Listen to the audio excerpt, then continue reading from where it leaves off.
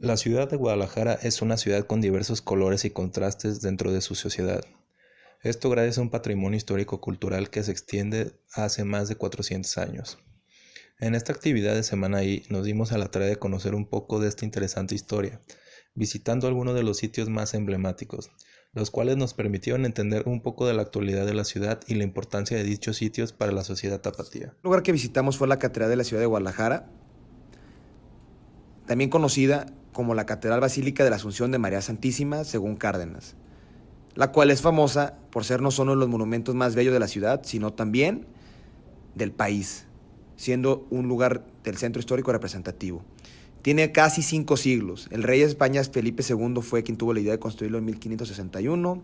Fue dedicada en el 18 de 1600 y consagrada en 1716. El arquitecto mando fue Martín Casillas, quien, a pesar de fuera el arquitecto, sufrió varios cambios y remodelaciones y por eso tiene diferentes mezclas como el barroco, gótico, morisca y neoclásicos, también según Cárdenas. Un dato importante son las criptas que se encuentran debajo de la iglesia, las cuales tienen un personaje importante que fue Francisco Gómez de Mendiola, quien falleció en Zacatecas, y la historia está muy interesante que nos contó la maestra que imparte la actividad de Luz Sombra.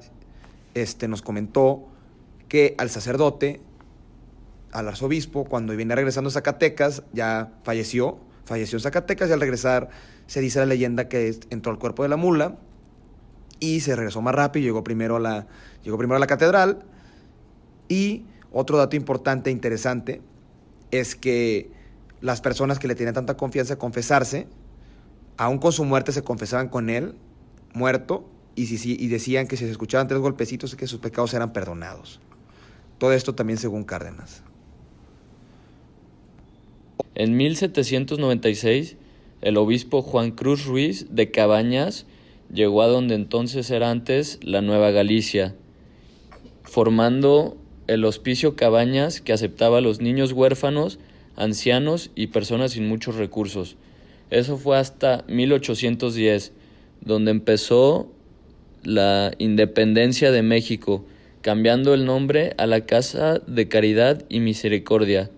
Después de esto, en la Guerra de Independencia, meses después, este hospicio se convirtió en un cuartel militar.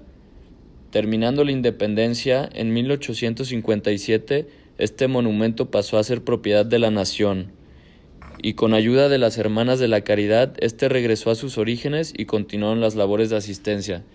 En 1910, el hospicio volvió a ser un cuartel de guerra, ya que la Revolución Mexicana empezó en ese año. En 1937, el gobierno invitó a José Clemente Orozco, el famoso muralista mexicano, a pintar sobre la capilla y sobre la mayoría de las partes del hospicio sus diferentes murales, usando diferentes técnicas con diferentes colores muy llamativos. El que más destaca es el hombre en llamas, ya que está en medio del Instituto Cultural Cabañas, y usó la técnica de la perspectiva, donde tú te pones del lado izquierdo y puedes ver que el hombre en llamas te observa de diferente manera. Después te mueves hacia la parte del centro y ya tienes la perspectiva de que el hombre en llamas está volteando a diferentes lugares. Y por último, del lado derecho también alcanzas a ver diferentes caras del hombre de llamas. Posteriormente, visitamos la Casa Iteso Clavijero, construida por Luis Barragán, quien es uno de los arquitectos jaliscienses más reconocidos del mundo. De acuerdo a la página oficial del Iteso, para preservar el patrimonio arquitectónico y cultural de la ciudad, adquiere y restaura la casa, que ha sido declarada Monumento Artístico por la Secretaría de Educación Pública, y además recibió el reconocimiento otorgado por el Instituto Nacional de Bellas Artes y la Secretaría de Cultura de Jalisco, que lo categoriza como inmueble de valor artístico relevante. Para construir la casa, Barragán recurrió al uso de materiales de la zona: paredes de adobe, piedra, suelo de mosaico o madera, pinturas de cal y ladrillo perón, muy utilizado en los exteriores por su dureza. Además, de acuerdo al artículo Casa González Nula, Barragán juega con la luz, el espacio, el viento y el agua, elementos que caracterizan todo su trabajo arquitectónico. La Escuela Superior de Arquitectura, también conocida como ESARC, fue anteriormente el despacho del alcalde Jesús González Gallo, la cual además fue construida por Ignacio Díaz Morales, quien, de acuerdo a la página oficial del ITESO, nació el 16 de noviembre de 1905 en Guadalajara. Además, sus estudios en la Escuela Libre de Ingenieros lo llevaron a recibir el título de ingeniero civil y arquitecto en octubre de 1928. Además, de acuerdo al periódico Informador, él fue el principal encargado de establecer, inaugurar y participar en el proceso educativo de la carrera en arquitectura, la primera de Jalisco, lo cual lo llevó a convertirse en el arquitecto más influyente de Guadalajara del siglo XX. En esta construcción destacan el patio interior para ventilar y dar luz natural a la casa, lo cual contribuye a la misión de la escuela de lograr ser sustentable.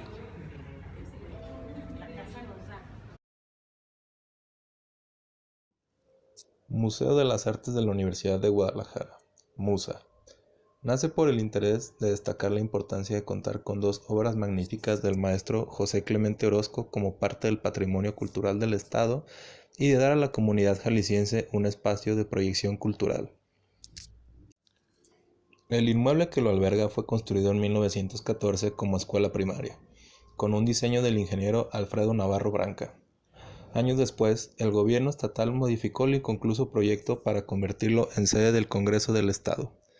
La adecuación arquitectónica corrió a cargo de los ingenieros Aurelio Aceves y Rafael Ursúa. En 1934, todavía sin ser concluida la obra, el inmueble se destinó a la enseñanza superior, abriendo sus puertas el 20 de noviembre de 1937 como sede de la Universidad de Guadalajara. El museo fue inaugurado el 10 de octubre de 1994. Con un concepto museográfico del arquitecto Gonzalo Villa Chávez.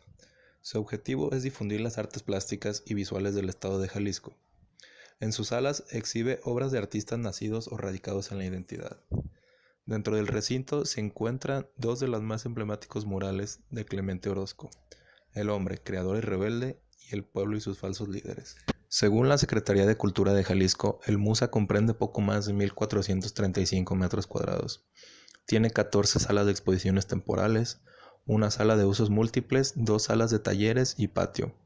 La colección propia consta de 113 piezas, conformada por obras de distinta técnica y formato, de los más significativos artistas jaliscienses o radicados en la identidad. Como se menciona en Surge, el legado de Ignacio Díaz Morales, el expiatorio del Santísimo Sacramento es considerado uno de los más bellos de México por su impresionante arquitectura de estilo neogótico. Sus acabados y sus componentes, que provienen algunos de exportación europea, como su reloj alemán con su carrusel musical que interpreta más de 25 piezas musicales, vitrales diseñados por artistas franceses y esculturas de bronce talladas por manos mexicanas, provoca que el templo sea un atractivo turístico. Los materiales utilizados en esta obra de arquitectura tan preciosa es en su mayoría por piedra cantera tallada a mano. Por dentro se aprecian los acabados de granito, mármol e incrustaciones de bronce que roban más de 1000 miradas, como lo describe Vázquez para Carlos Torres. Basta con detenerse tan solo un momento y notar que la esencia de ese templo es en su mayoría europea. Zona Guadalajara nos dice que el expiatorio fue diseñado y construido por Adamo Boari, pero Ignacio Díaz Morales fue quien concluyó esta obra. Boari fue el mismo arquitecto que construyó el Palacio de Bellas Artes. Este famoso arquitecto italiano fue mandado traer por el presidente Porfirio Díaz. El templo se comenzó a construirse desde la época de la Revolución, pero por problemas de la misma se terminó a construir hasta los años 70. Durante estos 3 días de tour, conocimos más de 10 lugares icónicos de la ciudad, en los que además de poder conocer la historia de los sitios, pudimos aprender cómo cada una de estas ha tenido un impacto sobre la identidad y cómo fueron parte e influyeron en la historia de la sociedad tapatía. Pensamos que dicha actividad nos sirvió para poder apreciar cómo la evolución de la ciudad de Guadalajara va de la mano con los sitios históricos en los que se desenlaza su historia.